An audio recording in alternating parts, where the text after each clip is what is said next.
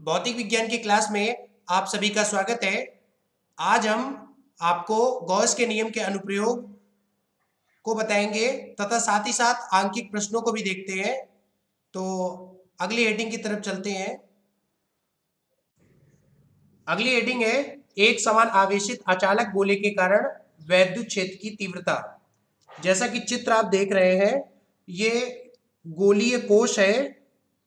इस गोलीय कोश के भीतर, इस गोलीय कोश पर तथा इस गोलीय कोश के बाहर हमें वैद्युत क्षेत्र की तीव्रता निकालनी है। आपको एक चीज बता दें, ओ बिंदु से स्मॉल आर दूरी पर एक बिंदु P स्थित है जो कि वाह्य बिंदु पर है। इस पर वैद्युत क्षेत्र की तीव्रता निकालनी है, गोलीय कोश पर निकालनी है तथा गोलीय कोश के अंदर निकालनी है। तो हम ये कह सकते हैं कि माना कैपिटल आर त्रिज्या का एक विलगित अचालक गोला है जिसके संपूर्ण आयतन में आवेश प्लस क्यू समान रूप से वितरित है। गोले के पृष्ठ पर, गोले के भीतर तथा गोले के बाहर वैद्युत क्षेत्र की तीव्रता निकालनी है। यदि हम गोले के बाह्य बिंदु की बात करें तो गोले के बाह्य बिंदु पर मतलब हम कह सकते हैं कि small r is greater than capital R. अर्थात हम ये कह सकते हैं कि ये जो टोटल रेडियस है, ये ओ से स्मॉल आर दूरी पर एक ये जो आपको अचालक गोला दिखाई दे रहा है, यदि हम इसके रेडियस की बात करें तो ये रेडियस ज्यादा होगा किसकी अपेक्षा? कैपिटल आर की अपेक्षा।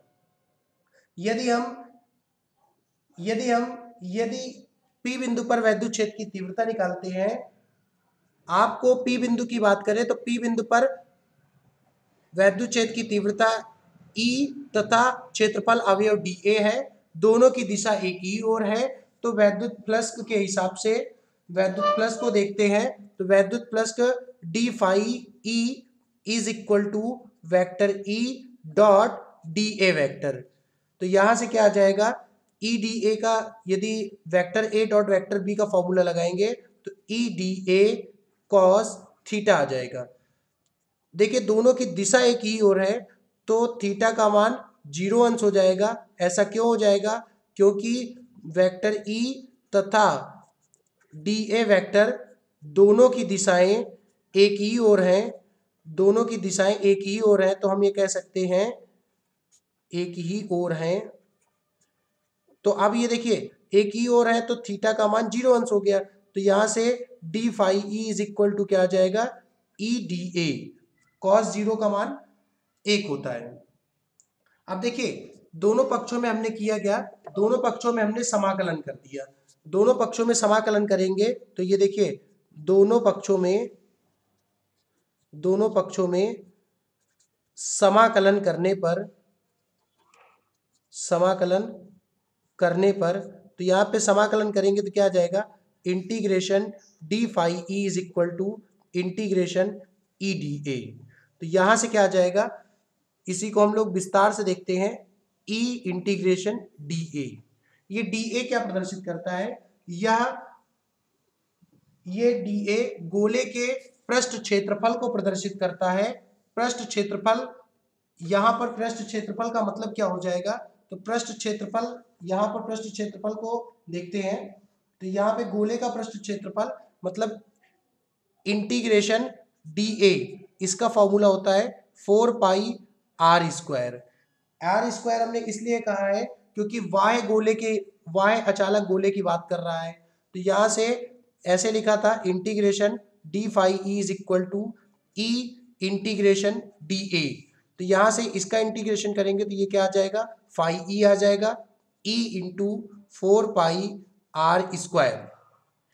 अब देखिए इसको हमने 4 पाई आर स्क्वायर, इसको हमने समीकरण नंबर 1 कह दिया।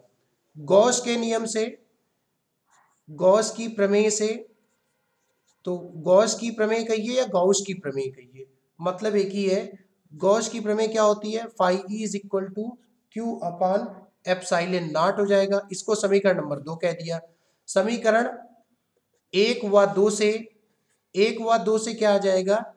देखिए बाया पक्ष दोनों का बराबर है तो दाहिना पक्ष भी बराबर हो जाएगा। E into 4 pi r square is equal to q upon epsilon naught. तो यहाँ से ई बराबर क्या आ जाएगा? 1 upon 4 pi epsilon naught q बटे आर स्क्वायर। अब एक चीज आपको बता दें, जब हम बात करें एक समान आवेशित गोले के कारण किसी बाह्य बिंदु पर वैद्युत क्षेत्र की तीव्रता, तो वैद्युत क्षेत्र की तीव्रता वही होती है जो संपूर्ण गोले के केंद्र में संकेंद्रित होती है, अर्थात जो गोले के केंद्र में संपूर्ण आवेश के कारण तीव्रता होगी वही बाह्य बिंदु पर भी होगी। अर्थात इसका मतलब क्या आ गया कि यदि हम आवेश की बात करें, क्योंकि यदि गोला अचालक है, यदि गोला अचालक है तो इसका मतलब क्या हो जाएगा, गोला अचालक है अतः आवेश गोले के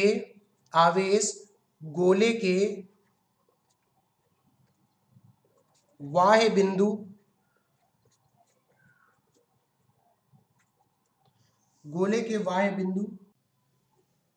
अतः आवेश गोले के संपूर्ण कह सकते हैं, संपूर्ण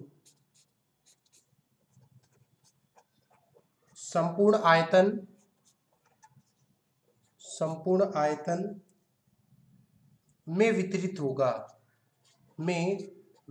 होगा।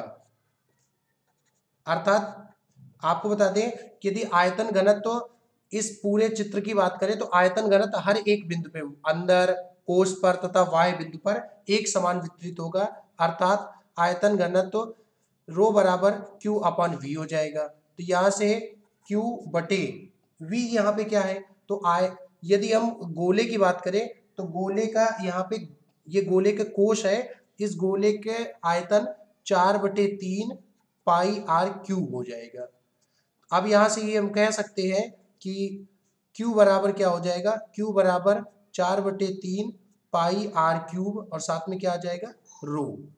अब देखिए एक चीज आपको और बताते चले, इस Q का मान इसको हमने समीकरण नंबर 3 कह दिया। इस Q का मान समीकरण नंबर 3 में रखने पर, समीकरण नंबर 3 में रखेंगे तो क्या आ जाएगा, समीकरण नंबर 3 में रखेंगे तो आपको बता दें कि समीकरण नंबर 3 में रखेंगे तो क्या आएगा, E बराबर 1/4 पाई एप्सिलॉन नॉट, Q की जगह मान रखेंगे, Q का मान है 4/3 पाई आर क्यूब और साथ में रो आ जाएगा और बटे क्या आ जाएगा, आर स्क्वायर। अब देखिए कुछ कैंसिल होगा तो उसको काट देंगे, 4 पाई से 4 पाई कैंसिल हो जाएगा, तो E बराबर क्या आ जाएगा, E बराबर आएगा आर क्यूब रो बटे 3 एप्सिलॉन नॉट आर स्क्वायर। अब देखिए एक चीज बात करें, यदि हम कह दें कि बाह्य बिंदु पर, तो बाह्य बिंदु पर अचालक गोले की तीव्रता, इसका सूत्र आ गया। यदि हम गोले के पृष्ठ पर बात करें, ये पहला पॉइंट था बाह्य बिंदु, दूसरा पॉइंट है गोले के पृष्ठ पर।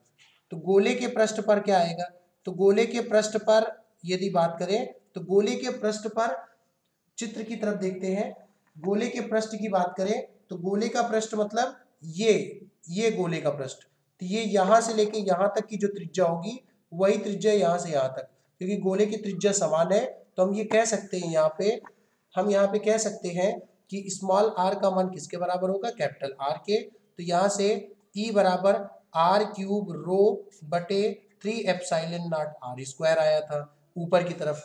तो यहाँ पे क्या करेंगे, स्मॉल r की जगह कैपिटल R रख देंगे, E बराबर आर क्यूब रो बटे 3 एप्सिलॉन नॉट और यहाँ क्या आ जाएगा, आर स्क्वायर। ये और ये कैंसिल हो गया तो ये क्या आ जाएगा, E बराबर आर रो बटे 3 एप्सिलॉन नॉट। ये वैद्युत क्षेत्र की तीव्रता गोले के पृष्ठ पर आ जाएगी। अब अगली बात आ जाती है कि गोले के आंतरिक बिंदु पर, तो गोले के आंतरिक बिंदु की बात करें, आंतरिक बिंदु,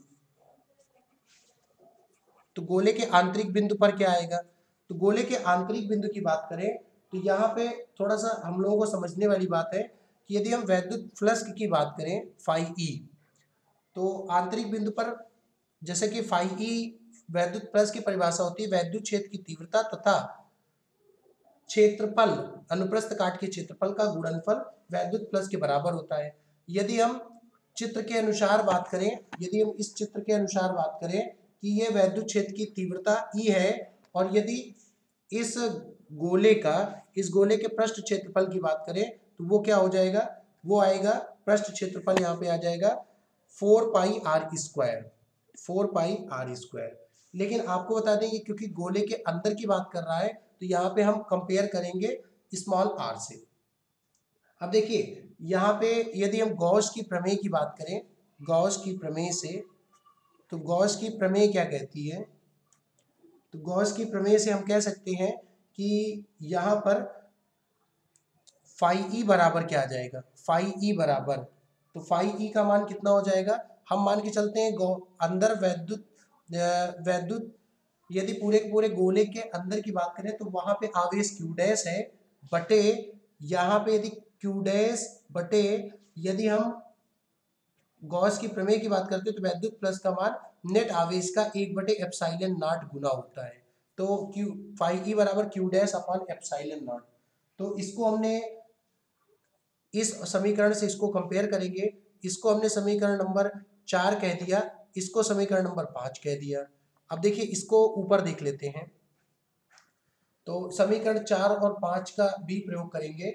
अब देखिए 4 और 5 का प्रयोग करने के बाद क्या आ जाएगा कि E इंटू 4πr² बराबर क्यू डैश अपॉन ε0। तो यहाँ से E बराबर क्या आ जाएगा, 1/4πε0 क्यू डैश बटे r²। लेकिन यदि हम बात करें गोला एक समान रूप से आवेशित हो रहा है तो हम कह सकते हैं कि जो रो होगा मतलब आयतन घनत्व होगा, यदि गोले के अंदर की बात करें या पूरे गोले की बात करें किसी भी जगह पे, तो उसका मान बराबर होगा, अर्थात घनत्व बराबर, यदि घनत्व आयतन घनत्व की बात करें तो आवेश बटे आयतन होता है, तो आवेश बटे आयतन 4/3πr³। ये कहाँ पे होगा, कोष पर।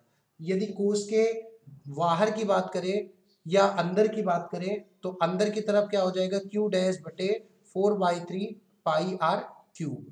अब देखिए ये दोनों मान आ गए, अब हम क्या करने वाले हैं, इसका और इसका कंपेयर करेंगे, इसका कंपेयर करेंगे तो क्या आ जाएगा, कंपेयर करने के बाद में क्यू डैश बराबर क्यू और साथ में r बटे r इसकी पावर 3 आ जाएगा।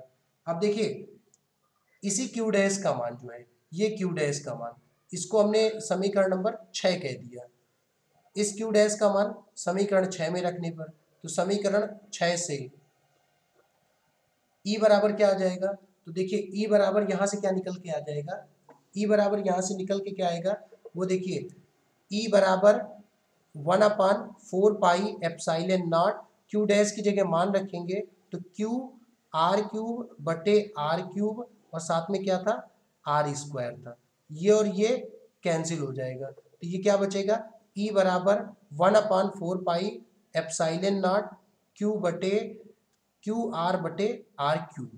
ये जो मान निकल के आता है ये आंतरिक बिंदु पर वैद्युत क्षेत्र की तीव्रता आती है।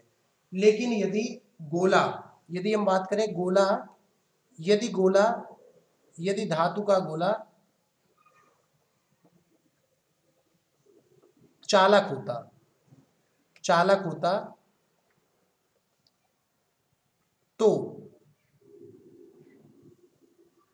तो क्या आ जाता, यदि धातु का गोला चालक होता तो आपको हम एक चीज और बता दें कि वहां पे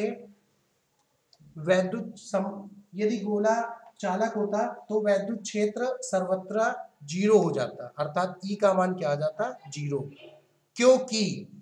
क्योंकि इस गोले में जो प्लस क्यू आवेश के कारण, यदि हम प्लस क्यू आवेश की बात करें या गॉसियन पृष्ठ के अंदर की बात करें तो गॉसियन पृष्ठ के अंदर क्यू का मान क्या हो जाता है, 0 हो जाता है। क्यू का मान 0 होगा तो वैद्युत क्षेत्र की तीव्रता का मान भी 0 हो जाएगा। इस तरीके से ये डेरिवेशन कंप्लीट होता है। अब न्यूमेरिकल की ओर एक प्रश्न है, वैद्युत क्षेत्र वेक्टर E बराबर 2i plus 4j plus 7k में रखने पर वेक्टर A पर 10j से होकर कितना वैद्युत प्लस बाहर की ओर आएगा। अर्थात इस सवाल को हमें सॉल्व करना है। वेक्टर E बराबर दे रखा है 2i plus 4j plus 7 K cap. Vector A is equal to दे रखा है 10 जे कैप।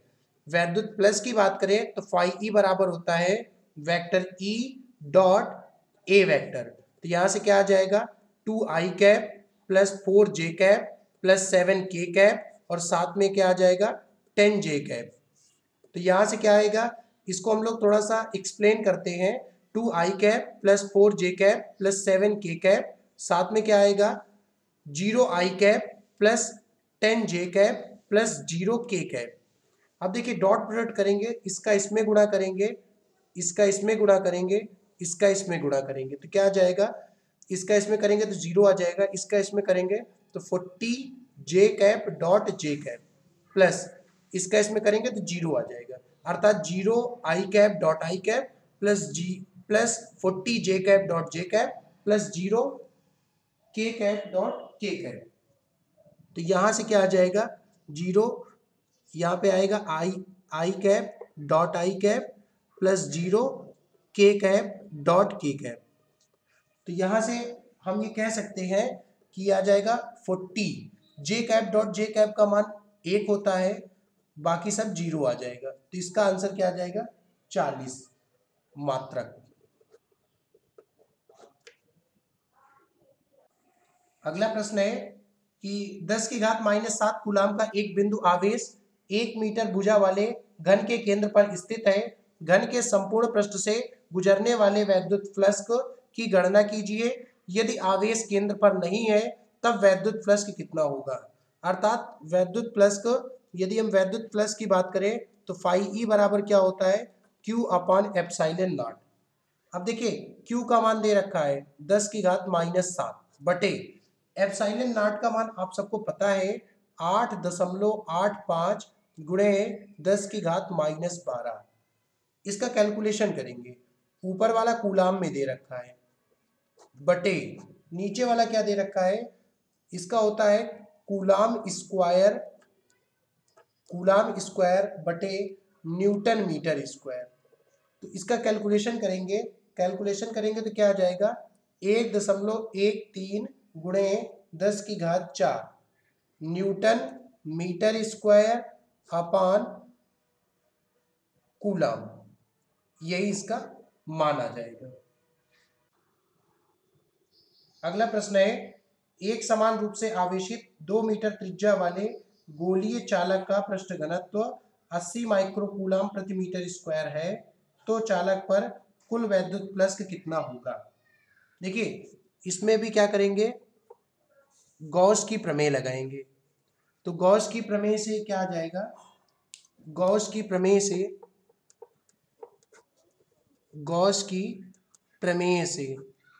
तो गॉस की प्रमेय क्या होती है कि phi E is equal to q upon epsilon not.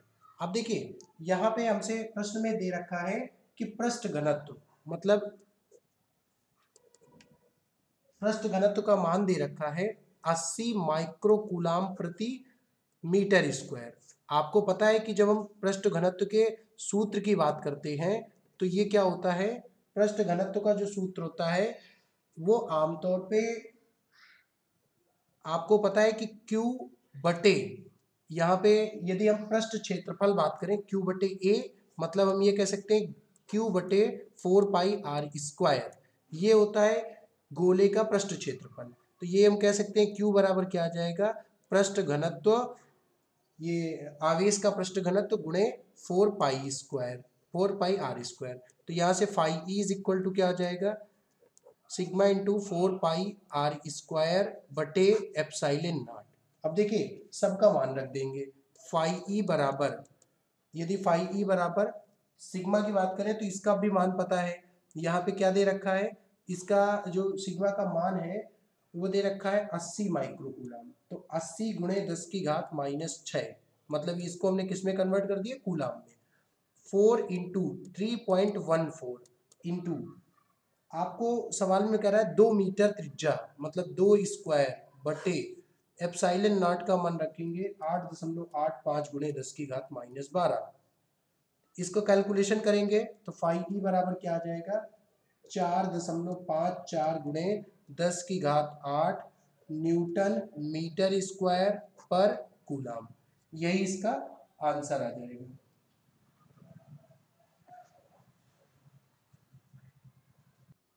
अगला प्रश्न है 12 सेंटीमीटर त्रिज्या वाले गोलीय चालक के पृष्ठ पर 1.6 × 10⁻⁷ कूलाम का आवेश एक समान रूप से वितरित होता है तो गोले के भीतर, गोले के बाहर, तीसरी बात है गोले के केंद्र से 18 सेंटीमीटर पर वैद्युत क्षेत्र की तीव्रता का मान क्या होगा, मतलब मान ज्ञात करना है।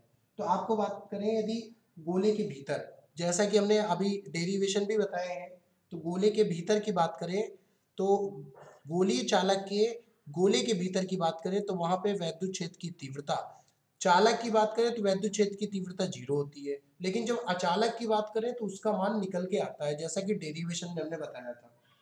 लेकिन गोली के भीतर चालक, गोलीय चालक में गोले के भीतर वैद्युत क्षेत्र की तीव्रता कितनी हो जाएगी, 0। दूसरी बात पूछी गई है गोले के बाहर, तो सूत्र होता है E बराबर 1/4 पाई एप्सिलॉन नॉट Q बटे R स्क्वायर। तो यहाँ पे R का मान दे रखा है, कितना दे रखा है, सवाल में हमसे साफ साफ कह रहा है 12 सेंटीमीटर त्रिज्या वाले, अर्थात E बराबर 9 × 10⁹ गुणे Q का मान दे रखा है 1.6, गोलीय चालक के पृष्ठ पर इतना आवेश, मतलब 1.6 × 10⁻⁷ बटे R की बात करें तो R का मान दे रखा है 0.12, पहले सेंटीमीटर को मीटर में कन्वर्ट करेंगे तो 0.12 मीटर आ जाएगा, इसका होल स्क्वायर। तो यहाँ से E का मान कितना आ जाएगा, 10⁵ न्यूटन पर कूलाम। यदि हम तीसरी बात करें कि 18 सेंटीमीटर पर वैद्युत क्षेत्र की तीव्रता, अर्थात गोले के केंद्र से, तो यहाँ पे गोले के केंद्र से यदि 18 सेंटीमीटर की बात करें तो यहाँ फार्मूला लगाएंगे E बराबर 1/4 पाई एप्सिलॉन नॉट Q बटे R स्क्वायर, लेकिन R का मान यहाँ कितना दे रखा है, 18 सेंटीमीटर, तो E बराबर 9 × 10⁹, Q का मान 1.6 × 10⁻⁷ बटे 0.18 का होल स्क्वायर। तो यहाँ से E बराबर क्या आ जाएगा, 4.4 × 10⁴ न्यूटन पर कूलाम। आज इतने ही न्यूमेरिकल देखते हैं, कल आगे न्यूमेरिकल।